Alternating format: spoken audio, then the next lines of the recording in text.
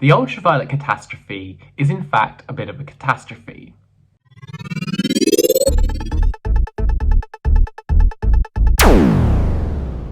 The ultraviolet catastrophe is basically a very overdramatic physicsy way of asking the question, why does a hot glowing object go straight from yellow to white? Why does it not go green or blue at all?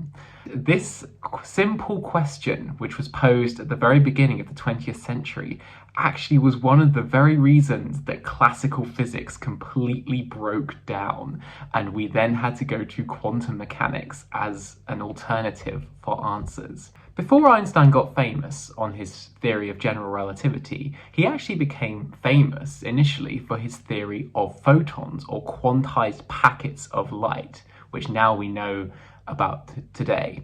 And without these photons, things such as the photoelectric effect can't be explained using classical physics. But in fact, the ultraviolet catastrophe was actually solved a couple of years beforehand, prior to any knowledge of Einstein. And it was solved by a physicist named Max Planck, who was able to successfully explain why glowing objects didn't go blue.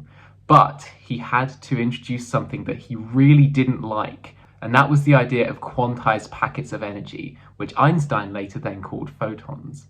But he got there basically through statistical physics, which is of course what we do very well on this channel. And I'm going to show you guys how Max Planck used certain concepts such as the density of states and the Bose-Einstein distribution to arrive at the experimentally verifiable result for a radiating object. So, without further ado, let's get started.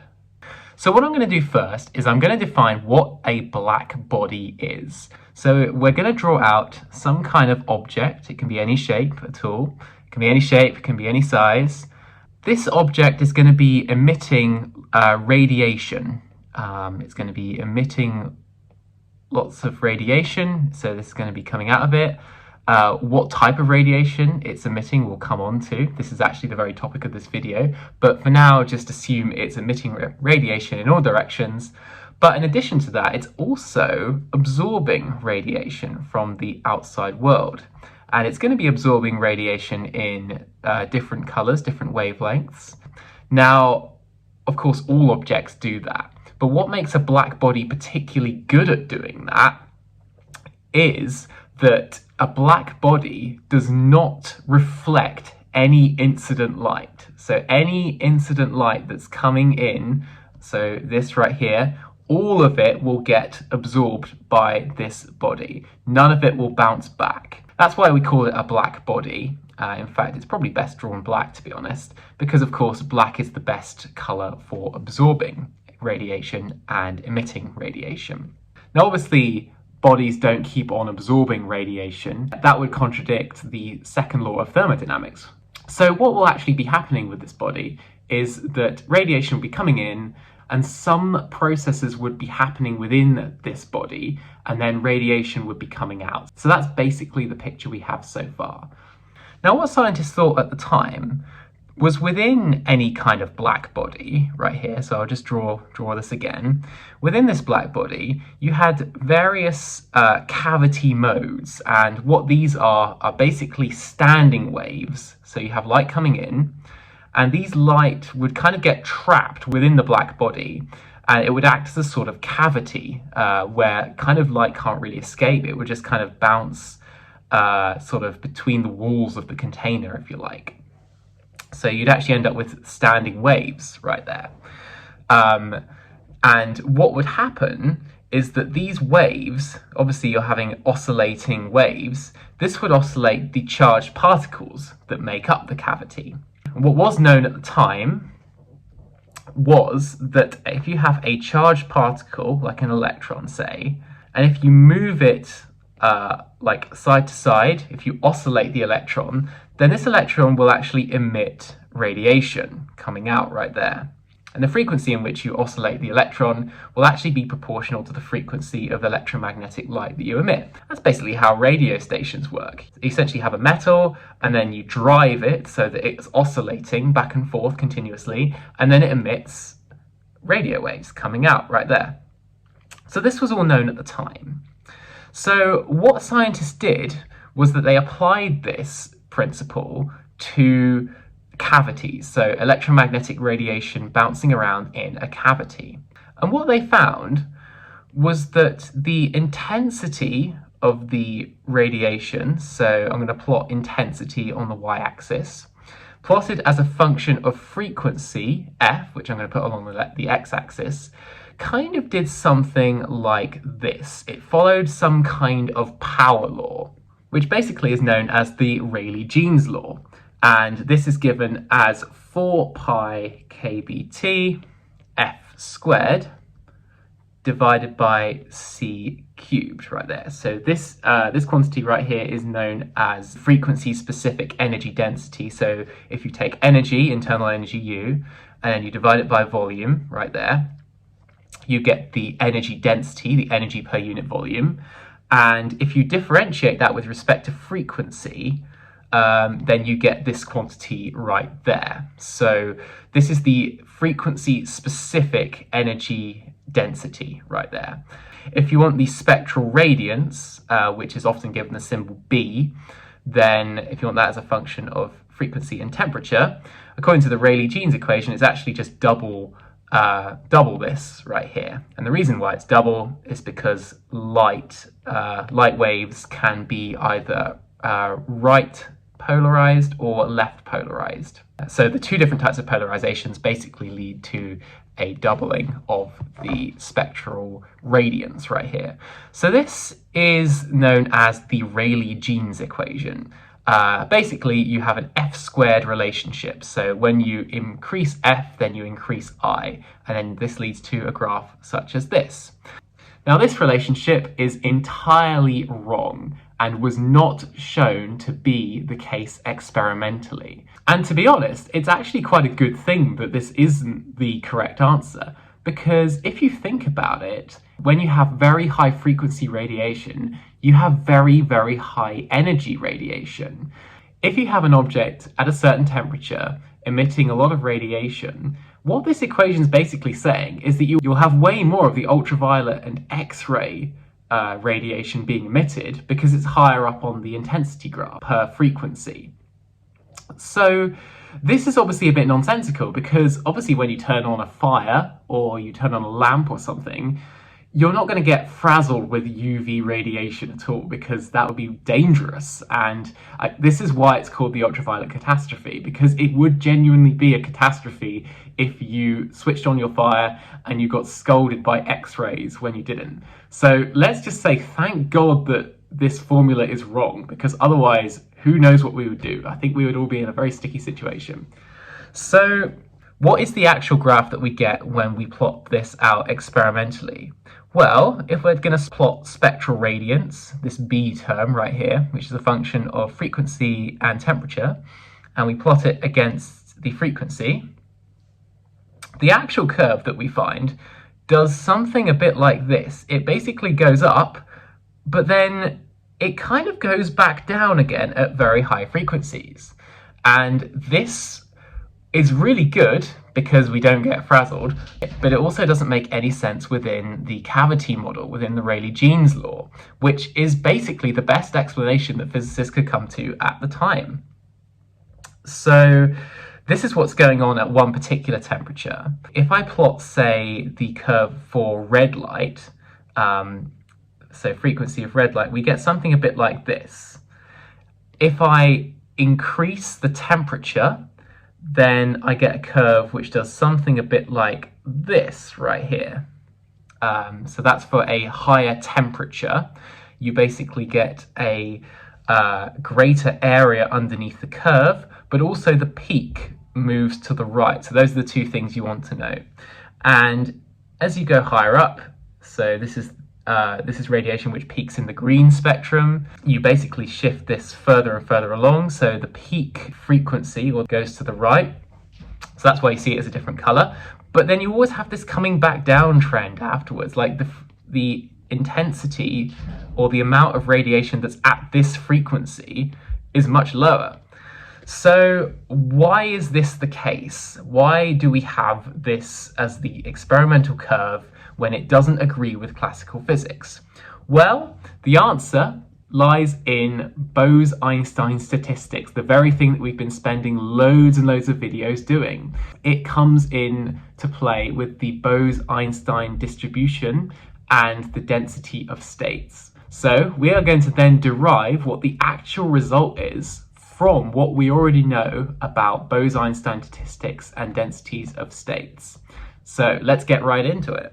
So in a previous video we did on density of states, we derived that the density of states for bosons in three-dimensional, so this is the 3D density of states, is equal to a bunch of constants multiplied by the volume multiplied by epsilon squared right here. So this is bosons in 3 dimensions. And the value of this constant is 1 over 2 pi squared h bar cubed c cubed, and that's going to be multiplied by v epsilon squared right there. Now, what I'm actually going to do is I'm actually going to be working in units of Planck's ordinary constant rather than Planck's reduced constant, h bar. This isn't something I would normally do, it's just you're probably more likely to see it written in terms of h rather than h bar. So, of course, h equals 2 pi h bar. So whenever I see an h bar, I'm going to then replace it with h. And also, instead of using omega as the angular frequency, I'm going to actually switch back to linear frequency, because that's probably what most textbooks will state the Planck distribution as. So I'm going to rewrite this density of states in terms of Planck's normal constant. So we've got 2 pi h bar, 2 pi squared. Instead of h bar cubed, we're going to have h cubed, and that's going to be divided by 8 pi cubed, which is 2 pi all cubed, times c cubed, and there's going to be a volume term on the numerator multiplied by epsilon squared. So when we put this on top, then we're going to have 8 pi cubed divided by 2 pi squared h cubed c cubed times v epsilon squared. We're going to see that most of the pi's will go, so this will just reduce to one lot of pi, and 8 divided by 2 is 4. So this is going to be 4 pi over h cubed c cubed times v epsilon squared. Now, as I alluded to earlier, the reason why we had to double this B term, so B was double what the actual energy density was thought to have been, was because photons have two types of polarization. They have left-handed and right-handed polarizations. So we actually need to double this for the density of states, a bit like what we did with the phonons in the last video, where we multiplied it by 3, but this time we're only going to be multiplying it by 2, so we're going to have 8 pi over h cubed c cubed times v epsilon squared. So this is our density of states function. Now what we're going to do is we're going to use this density of states, like we've done previously, to work out the total energy within the black body emitter. So we said in previous videos that the total energy, U, the total internal energy, is going to be an integral over epsilon, the individual energy states of the particles, across theoretically up to infinity. It's going to be epsilon times the density of states, rho of epsilon, which we know, multiplied by the Bose-Einstein distribution. So this is again exactly what we did in the phonons video. We're going to multiply these things together to calculate the total amount of energy within the system right there. So let's start substituting some stuff in. So we're going to get that the density of states has got a bunch of constants out the front. It's 8 pi v over h cubed c cubed. So that's all the constants right here. And then we're going to begin our integral between 0 and infinity. And we're going to have an epsilon here multiplied by an epsilon squared there. So this is actually going to be epsilon cubed divided by the Bose-Einstein distribution, which remember we said for bosons is e to the epsilon minus mu over kBt minus 1. Now, the chemical potential is normally a term that we have to worry about, but we are talking about photons right here. We are talking about discrete massless particles of energy, and therefore, because they have no mass, the chemical potential is 0. They don't have to be necessarily conserved in a mass sense. They have to be conserved in an energy sense, but not in a mass sense, so they have no chemical potential. They don't have any chemistry, so mu is therefore 0. So therefore, we can just simply write e to the epsilon over kBt minus 1 and close out our integral right there. Now here comes the key bit that Max Planck did. Max Planck assumed that energy, epsilon, is equal to a constant, which is Planck's constant, multiplied by the frequency right here. So this is the energy of one individual state. This is one particle state. E equals hf. This is Planck's famous formula. I'm sure you guys have all seen it before. And this is what Max Planck is very, very famous for doing. And he hated doing this. Now that we know that he was right, we are going to now go ahead and do it. So whenever we see something with epsilon, we're going to be replacing it with hf right here. So we have all our constant terms out the front, 8 pi v over h cubed c cubed, integral between 0 and infinity. And instead of epsilon cubed, we're going to have h cubed f cubed divided by e to the hf over kBt minus 1. Instead of d epsilon, we're going to have, if we take a differential of this formula right here, we're going to have h times df. And obviously our limits don't change because e and f are directly proportional. So when f is 0, epsilon is 0. And when f is infinity, epsilon is infinity. So there is our integral. We have a lot more constants at the front. In fact, we have Planck's constant 4 times within this integral.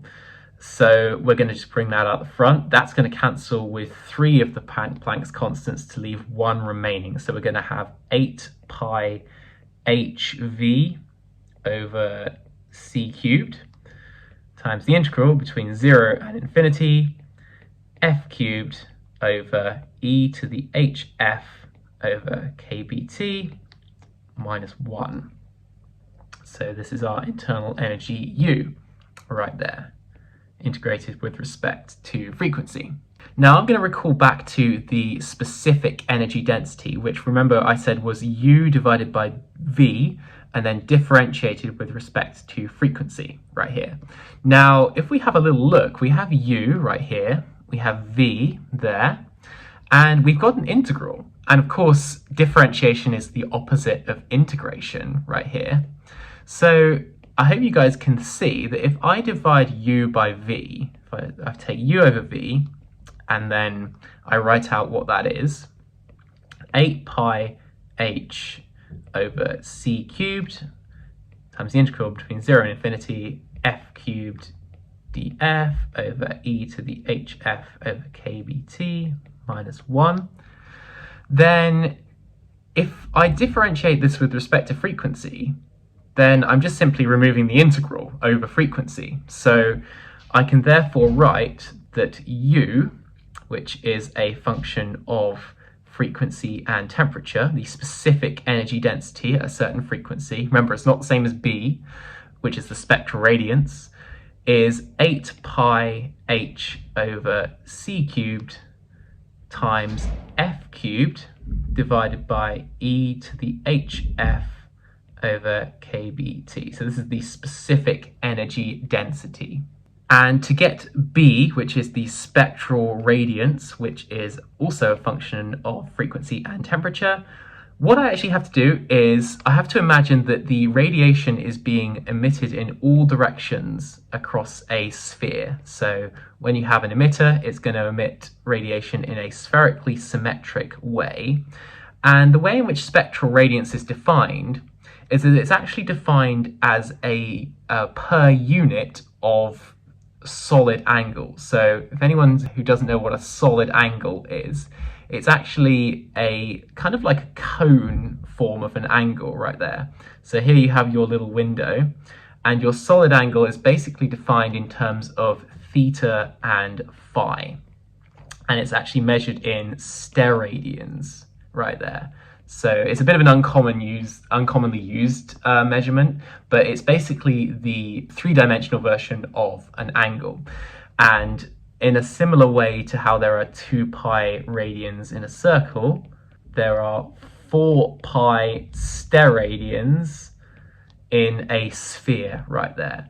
And the reason why there's 4 pi is because when you integrate theta across the entire domain and phi across the entire domain, and we've done this many times, you end up with the constant 4 pi right there.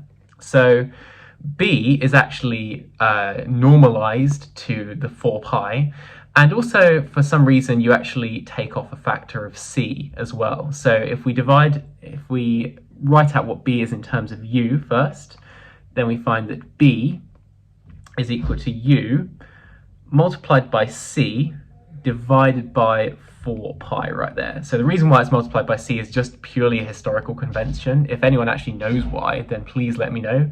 But as far as I can tell, it's just for some reason defined like that. And so the spectral radiance is therefore going to be 2 pi hf cubed divided by c squared, and then multiplied by e to the hf over kbt minus 1. And actually it was probably a bit easier for me to write f cubed on this side because all this stuff is constants that we don't really care about, but we actually do care about all this stuff. And what you find when you plot out this function is that you get a curve that looks remarkably similar to the one I plotted out earlier. So it goes up and then it goes back down for high frequencies. So the reason it does that is if we have a look at this equation right here, then we find that for low frequencies, so when f is small, you find that the exponential term right here is basically got a very, very small power in. And e raised to the small power, we've done this a few times, you can actually Taylor expand that. So e to the x for small x is actually approximately equal to 1 plus x right there. And so therefore e to the hf over kbt is approximately equal to 1 plus hf over kbt. So let's go ahead and substitute that in. So what are we going to get for B? Well, B, which is a function of F and temperature, is equal to 2 pi h over c squared. We're going to have our F cubed term right here. And this is all going to be divided by 1 plus hf over kbt minus 1. Now the ones are going to cancel. So what are we going to get? Well, we're going to get 2 pi h over c squared. Now this f right here is actually going to cancel. So one of the f's in the f cubed is going to cancel with this f right here. And you're going to get the kbt up in the numerator.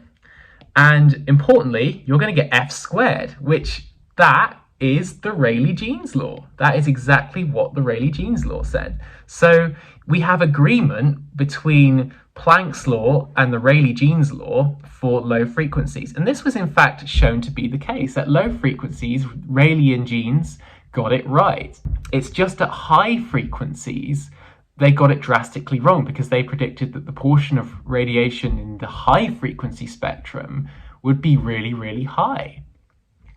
But if we have a look at what happens in the realm of high frequencies, so let's go ahead and have a look at this parameter right here, hf over kbt. So hf over kbt for high frequencies, well, for high frequencies, that's going to be a very big number because hf is going to be much greater than kbt. Therefore, hf over kbt is going to be a massive number. So you're going to get e to the x minus 1 with x being really big. So if e to the x is a huge number, then it's going to be much, much bigger than 1. So therefore, you can write that essentially e to the x minus 1 for large x is basically the same as e to the x. What we're going to get is, for the spectral radiance, we're going to get our b is equal to 2 pi h over c squared multiplied by f cubed, and we would have this in the denominator, but in fact we are going to just simply get the minus 1 disappearing, therefore you're going to get e to the minus hf over kBt. So what's this term going to be like for high frequencies? Well, at high frequencies, if f is really, really large, then this whole fraction is large. However, e to the minus very large number actually tends towards 0. E to the minus infinity tends towards 0 for very large numbers. So despite having the f cubed right here, this is outweighed by this exponential term right here, which means that b will also tend towards 0, just by pure nature of the fact that you have this term right here, forcing it to go to 0. And that is exactly why the spectral radiance distribution goes down to 0 for very high frequencies. So what is actually happening on a more qualitative level is that because the black body is immersed in a certain environment at a temperature, the probability of emitting radiation that is much, much greater than the thermal energy of its surroundings is just incredibly low. And this is exactly what our statistical physics was telling us. It's basically saying that if you want to emit a piece of radiation, a photon, that has much, much greater energy than kBt, you're going to have a really hard time doing so. The probability of doing that is so low. And that is why the curve goes down to 0. On a more qualitative manner, that is the explanation as for what is happening. So we have our Planck distribution right here. And what I'm now going to do is, from the Planck distribution, you can actually verify what's known as the Stefan-Boltzmann law of emitting radiation.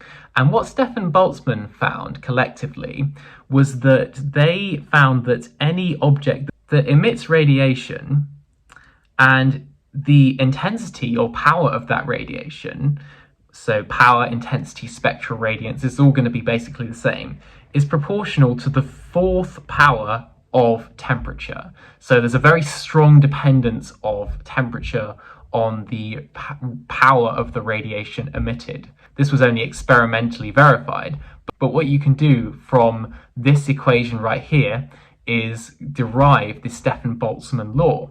And from that you actually get the Stefan-Boltzmann constant, which is the constant of proportionality relating power to temperature. So what I'm going to do is I'm going to define, like I do quite a lot of the time, this term called x. And x, the parameter x, is going to be equal to hf over kBt. It's a dimensionless parameter, and we're going to basically rescale this integral right here. So if x is equal to hf over kBt, then what we want is dx is equal to, or dx by df, we want to differentiate with respect to frequency, is equal to h over kBt. And now we can go ahead and substitute both dx, df, and x into this integral right here. We're going to get that u is equal to 8 pi h over c cubed. We're going to get f cubed right here. Now, if you rearrange this, this gives that f is equal to kBtx divided by h. Since we've got f cubed, then that whole term needs to be cubed. So we're going to have kBt over h all cubed right there. And we're going to begin our integral. Now, the limits are actually going to be exactly the same. It's going to be 0 and infinity. Let's just go ahead and check that. So when the frequency is infinity, these are all just constants for now. Temperature in this context is just a finite number. It's going to be a positive number, so therefore x is going to also be 0, and same with infinity. When f is infinity, x is going to be infinity, so the limits don't change. So we're going to have x cubed on our numerator right here, and it's going to be divided by e to the x minus 1. But we got one extra factor, we've got this df right here. So from this derivative, we know that df is equal to kbt dx over h. So exactly the same because all of these are constants. So we're actually going to get another kbt over h. So this is actually going to be raised to the power of 4. And that's going to be dx. And look at what we've ended up with. We've ended up with this guy again. This was exactly the same integral as in the Debye model. And this was in fact just a constant. The integral between 0 and infinity of x cubed divided by e to the x minus 1 integrated over all of space is equal to pi to the 4 divided by 15. So we actually use this exact integral substitution in the last one. So if we substitute that in, we're going to get 8 pi h over c cubed multiplied by pi to the 4 over 15. We're going to get kb to the 4, t to the 4 over h to the 4.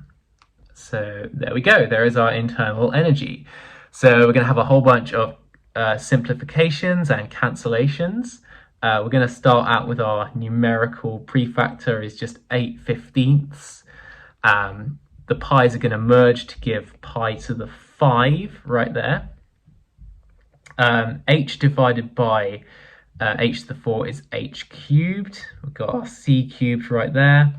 And we're going to have kb to the 4.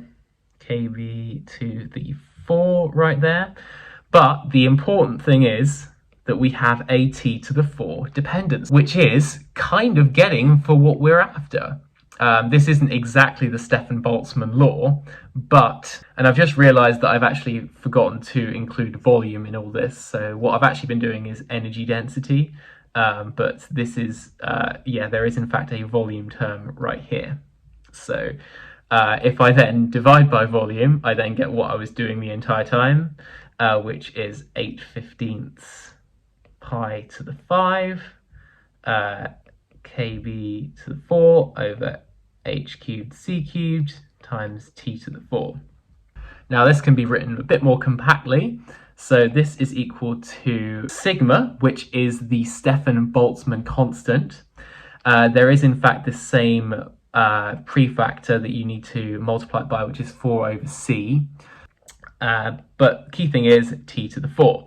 And sigma, which is the Stefan-Boltzmann constant, so you guys might have seen this come up a little bit before, but not understood where it came from, 5.67 times 10 to the minus 8 watts per meter squared per Kelvin to the minus 4, right there. This is actually where it comes from. It's actually just a collection of constants just all bunched together. You've got your pi's, your h's, your c's, your 8/15, and yeah, that is where it comes from right there. So that is the Stefan-Boltzmann law right there. So there we go. We have finally cleared up the mystery of the ultraviolet catastrophe, why the intensity does not diverge for large frequencies and why it in fact goes to 0, which thank God it does do that. And it's basically because of the fact that there's only the available energy in the surroundings from the temperature. And of course, atoms have their electrons, and the electrons lose when the electrons de-excite. They can only de-excite to a certain extent depending on the available energy. And this wasn't taken into account with the Rayleigh-Jeans law. This was simply considering modes in a cavity and how they sum together. So I hope that video was really useful. This will probably be one of the last videos I do on statistical physics because I've pretty much covered most things there are. And yeah, see you guys in the next video.